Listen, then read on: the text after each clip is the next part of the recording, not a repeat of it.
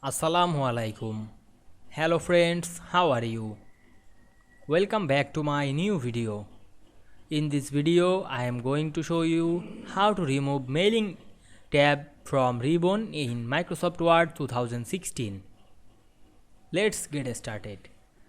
At first, we have to open a Word document and we can see here the mailing tabs, or we can remove these tabs. Go to the file menu, then click the option, then go to the customize ribbon, then check mark of the mailing tabs, then click OK.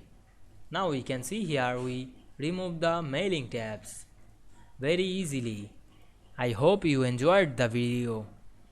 Please like, comment, share and subscribe my channel. Thanks for watching.